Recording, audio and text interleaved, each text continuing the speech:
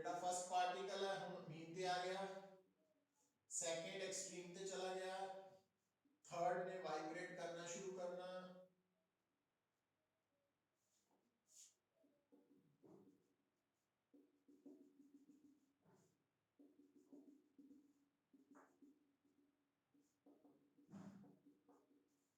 जेड़ा first particle है वो सेकंड मीन ते आ गया, थर्ड एक्सट्रीम ते चला गया, फोर्थ स्टार्ट करना ते आ लास्ट वाला आ गया बेटा। देखियो हम गल को समझियो,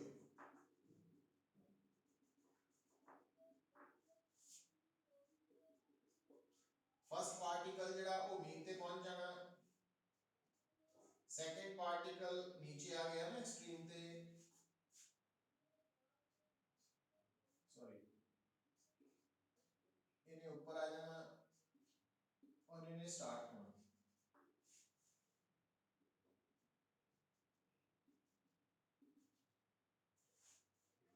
ਹੁਣ देखो पुत्र, ਜਦੋਂ ਆਪਾਂ ਵਾਈਬ੍ਰੇਸ਼ਨ ਵਾਲਾ ਟੌਪਿਕ ਪੜ੍ਹਦੇ ਆ ਨਾ ਪੁੱਤ,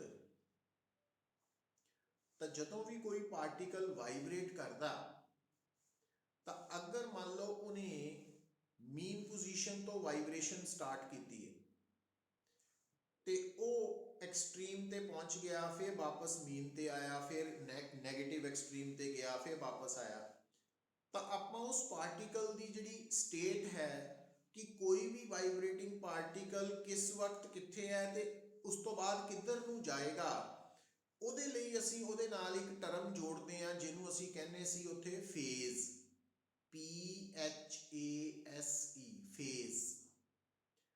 ਫੇਜ਼ ਬੇਸਿਕਲੀ ਤੁਹਾਨੂੰ ਮੈਂ ਉੱਥੇ ਵੀ ਸਮਝਾਇਆ ਸੀ ਇੱਕ ਐਂਗਲ ਹੈ।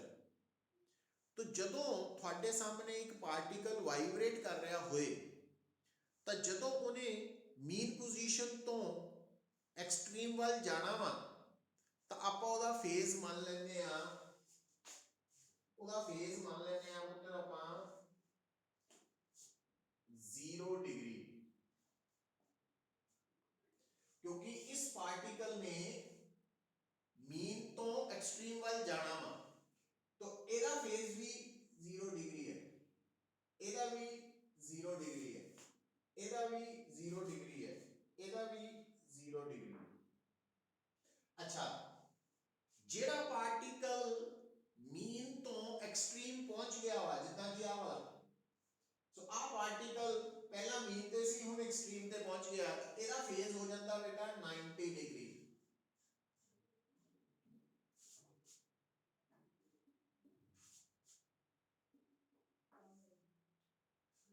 जेड़ा पार्टिकल एक्सट्रीम तो वापस मीन ते आ जाता जितना इत्थे आ गया, ओदा हो जाता 180 डिग्री।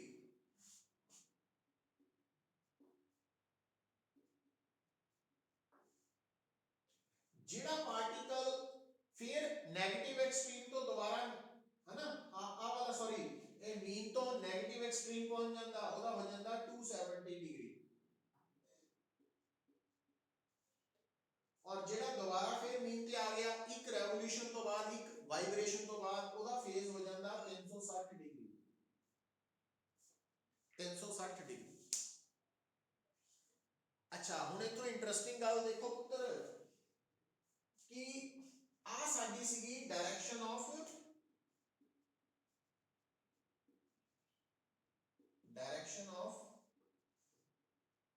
प्रोपोगेशन।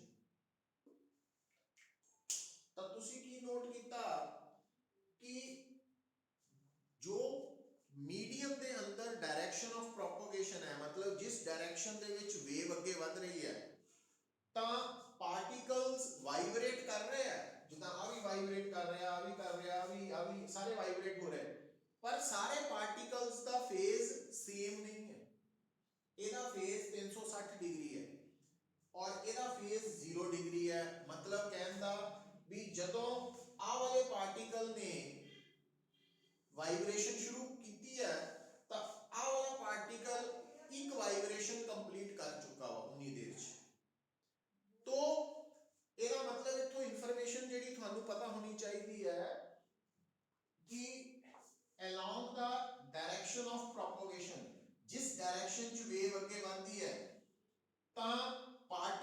ਦਾ ਫੇਜ਼ ਘਟ ਰਿਹਾ ਵਾ, ਇਹਦਾ 360 ਡਿਗਰੀ ਹੈ ਤੇ ਇਹਦਾ 270 ਹੈ, 180 ਹੈ, 90 ਹੈ, 0 ਡਿਗਰੀ। मतलब along the direction of propagation phase decrease करदा वा घटदा, और phase decrease करन दा मतलब है कि along the direction of propagation particles ने बाद विचों vibration start कीती है। मतलब सब तो पहला इन्हें start कीती vibration, फिर इन्हें, फिर इन्हें, फिर इन्हें, फिर इन्हें। जे disturbance, अगर disturbance इधर ਨੂੰ ਹੁੰਦੀ, मतलब अगर direction of propagation इस तरफ ਹੁੰਦੀ, फिर ਇਹਦਾ ਫੇਸ 360 होना सी, 270, 180 है ना, 90, 0 होना सी। मतलब जिधर ਨੂੰ डायरेक्शन ऑफ प्रोपगेशन है उस तरफ फेस डिक्रीज करता वा, तो ये रिजल्ट भी याद रखना। दूसरी गल बेटा देखो, आ ਜਿਹੜੇ दो पार्टिकल्स है, तो आ दो पार्टिकल्स ਦੇ ਵਿੱਚ ਦੂਰੀ ਦੱਸ ਸਕਦੇ ਆ ਗੈਪ, ਤਾਂ ਤੁਸੀਂ ਦੇਖੋ इथों लैके इत्थे तक एक वेव बन चुकी है, एक वेव है। सो इसका मतलब आ दूरी लैम्डा वा। हुण आ जिहड़े दो पार्टिकल्स है जिहड़े वाइब्रेट हो रहे हैं, इन्हां दे विचली जिहड़ी दूरी है उहनूं आपां टैक्नीकली बोल दिंदे आ पाथ डिफरेंस, पाथ डिफरेंस। अच्छा, आ वाला पार्टिकल और इस पार्टिकल दे विचली दूरी डिस्टेंस पाथ डिफरेंस का है वेवलेंथ के बराबर, ता एदा फेज 360 डिग्री है और एदा फेज 0 डिग्री है, ता एदा मतलब 360 डिग्री की है, इन्हां दोनों दे विच फेज डिफरेंस है, ते फेज डिफरेंस 360 डिग्री या 2 पाई रेडियन। तो ये बड़ा इंपॉर्टेंट पॉइंट है, इस तक किसी को कोई डाउट होए तो पूछ लो पुत्र।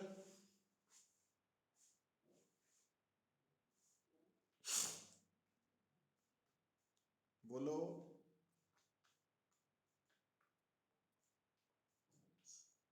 नहीं,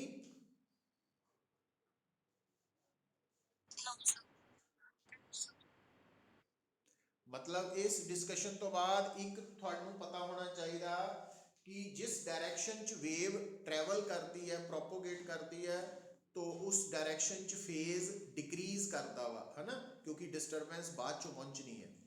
ते दूसरा बेटा हैडिंग लिख लो जिथे आप अज गल खत्म करनी है, बड़ा इंपॉर्टेंट रिलेशन है, relation between phase difference and path difference, relation between phase difference and path difference,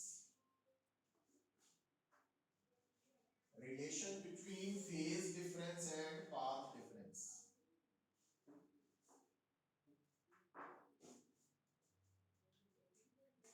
तो आ देखो बेटा,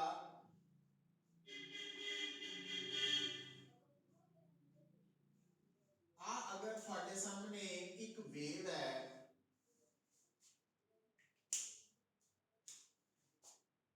तो आ ਜਿਹੜੇ दो पॉइंट्स है, इन्हां दे विच पाथ डिफरेंस है लैम्डा वेवलेंथ के बराबर, ते फेज डिफरेंस हमेशा 2 पाई रेडियन। ते जे आपां आ पॉइंट सिलेक्ट कर लिए, तो अगर आ वाली दूरी, अगर आ पाथ डिफरेंस नु आपा लिख लीजिए सपोज डेल्टा एक्स, ता फेज डिफरेंस नु लिख लीजिए फाई, तो दोनों दे विच की रिलेशन है पुत्र देखो, तो यूनिटरी मेथड लगा लो कि अगर पाथ डिफरेंस है लैम्डा, ता फेज डिफरेंस हुंदा 2 पाई, ते जे पाथ डिफरेंस है डेल्टा एक्स, ता फिर फेज डिफरेंस की होएगा 2 पाई बाय लैम्डा इनटू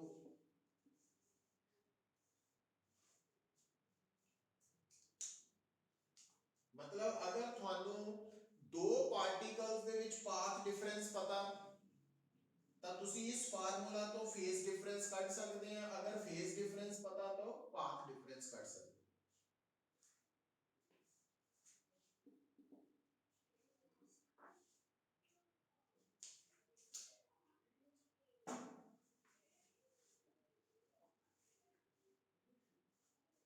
ਹੁਣ ਜਿੱਦਾਂ ਇੱਕ ਐਗਜ਼ਾਮਪਲ ਲਿਖ ਲਓ ਫਟਾਫਟ numerical,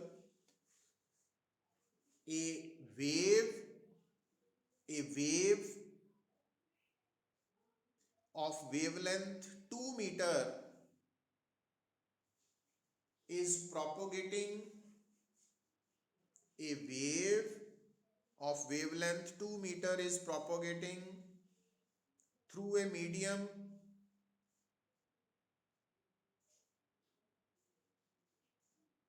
such that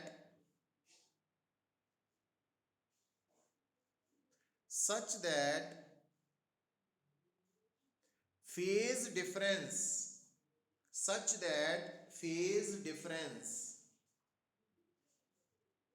between any two particles of the medium such that phase difference between any two particles of the medium is 60 degree. Find the path difference between that particles.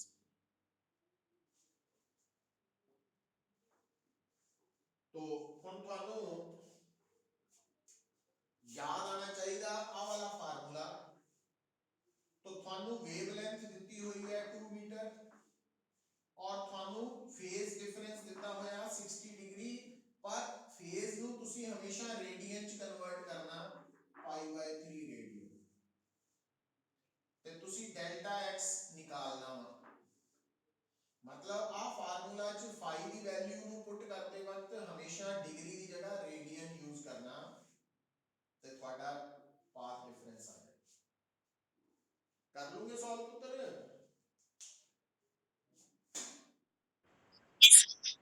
हाँ, तो ये जड़ा concept दसिया है बड़ा important है, इनू कल नू फिर आपां एक्सटेंड करांगे।